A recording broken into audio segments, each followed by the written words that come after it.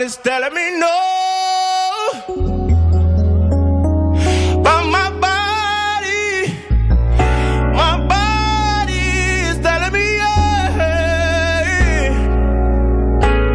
Hey you, my fellow hunters, my fellow users of the greatest of swords! Picking up what I'm putting down here, this thing is just too sexy to not use, and use it we shall. And I'll be honest, it's actually really quite potent. Is it going to be blowing Safi away?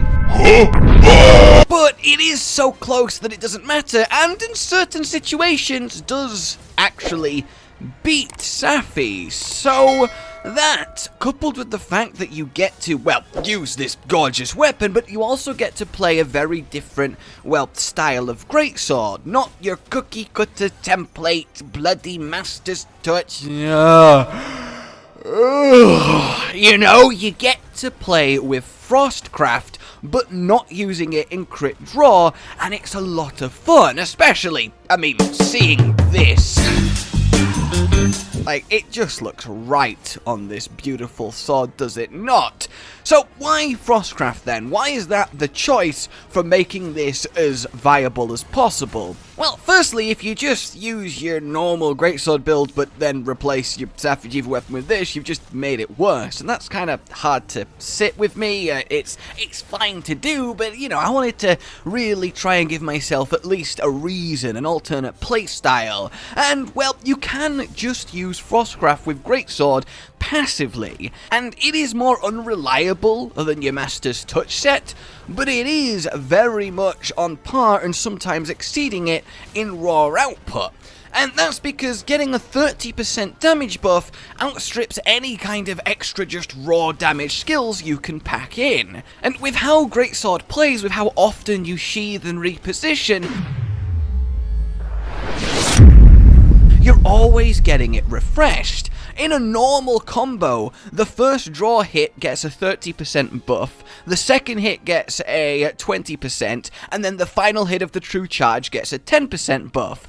And that cumulatively is so much extra damage. You add that on top of this sword being able to use Elementalist for another 5%, you have it being comfortably there with massive amounts of purple sharpness, so we get that extra multiplier too, and you start to hit some really impressive numbers, and you get to play with Slinger Burst, which isn't really used as much on the greatsword, but with this it's really helpful, because you do your draw attack, but then you Slinger Burst to skip the middle, which saves a bit of Frostcraft, which lets your true charge get a 20% buff instead of 10%. And as you can see, doing the same thing with a meta Safi build, it actually does outdamage it, which is really exciting. Though, yes, this is allowing for no agitator active, which Safi can fit, and of course our friendly Frostcraft can't, but really, competitive damage, a badass looking weapon, and a different fun way of both playing and building greatsword that isn't just the same thing we've been doing forever? Yeah, let's do this thing, right? So what is the build? What are we working with? Well, I don't want to alarm you, but we do use 4 pieces of Velkhana. But there is at least some choice when it comes to which 4 to use, and you might be thinking, whoa! But the boots have critical draw, and this isn't a critical draw set! Surely it's a waste! You can get rid of them and put on the feet of Yangaruga freshly plucked from its cold dead body! That is what I assumed too, but no, you can actually get more out of this by using, well, the Velkhana boots and the Damascus chest. The only difference between these two options is a single point gained of critical eye using the Damascus chest at the cost of 2 quick sheaves in the other way round, which I think we can all agree is worth it since that puts you at exactly 100% affinity with the affinity and health augment you'll be using on the blade. Again, would be there if I had some fucking Spirit Vein gems.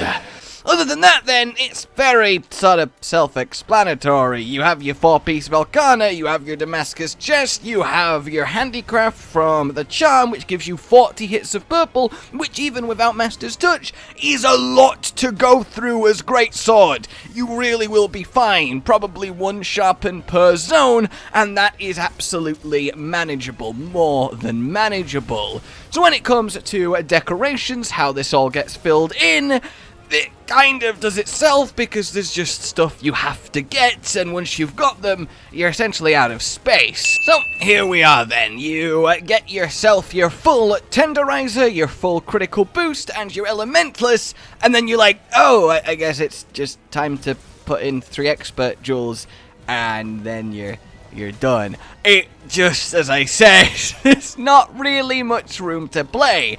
Now, of course, 3 of those 4 slots that have Tenderizer and critical boost in should be combos with Vitality, Health Up, but, you know, imagine actually having any of them! No matter how many hundreds upon hundreds of hours you've spent farming, you're not allowed them! No one's allowed them! And if you leave a bloody comment telling me how I have like 7 of them, well then, congratulations. I wish I had some, but I'm really happy for you. Alright, so, look, it's a very bare bones set of abilities, but it does work. The critical draw is just there as bonus, at least it guarantees your draw attack does crit, and the Divine Blessing is a lovely little extra, makes it just that little bit tankier on top of the health augment, and focus-wise, you only do need 2 on Greatsword. The 3rd is a waste, that final 5% doesn't really affect anything, but I always like to have it if I can, because I mean, I like it to be full, and I feel like I can feel it, even if I know the numbers should mean that I don't. I just like free focus, okay? But I know rationally you don't need it, so just getting the 2 from the Damascus chest is absolutely a-okay. And then this compact setup, well, as you've been seeing, it does very, very well, and it's a really fun way to get to use an absolutely fantastically made weapon, even in a world being dominated by Safi'jiiva. And for some extra oomph, you want to give your Palico a sleep weapon, because then, well, the monster will sleep and you can use your Frostcraft to do a 30% boosted wake-up hit for absolutely obscene damage, and that is rightly satisfying. So, yeah, this is just great. But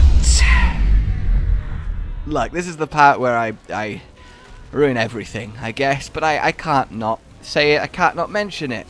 This whole concept, okay, using Frostcraft, well, it is actually still done better by Safi'jiiva. You use the Safi'jiiva Dream Splitter, you have a Velkhana Essence on it, you have Sharpness level 6 and 3 attacks 5, and then you can put the monster to sleep yourself, hit harder because the Safi has more raw, and fit in more skills in general because you get to use both the Damascus chest and the Angaruga boots, which makes for a really efficient set. You'd have to rely on your Palico because your weapon is sleep, which lets you get more consistent, more frequent, huge colossal sleep hits. You get a little bit of handicraft in there. The handicraft should be a double handicraft, which is enough to push you to that purple, so sharpen up before each sleep hit, and really it's just fantastic. It works incredibly, but you know, it does mean using Safi'jiiva and farming that and getting that all working instead of the Guild Palace Greatsword.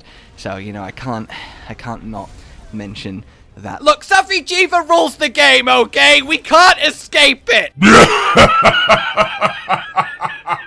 But for now, and for you PC players, of course, that want to use this beautiful weapon, this is the way to go. It's fun, effective, doesn't need you to meddle with Safi, and it gets the job done in a magnificent, quite literally beautiful way.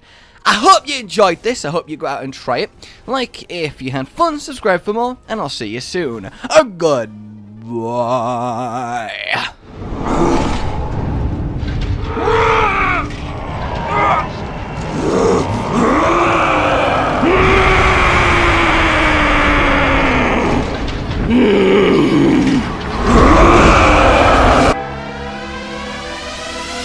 Rage Rage Gaming with the video float. But that's all that's really relevant at the mo, but I'm still gonna leave this up so you patrons know that I love you even though the outro's no longer that kind of relevant. But the new one's being worked on and it's gonna be a truly badass song, and don't worry, I won't be doing any rapping on it.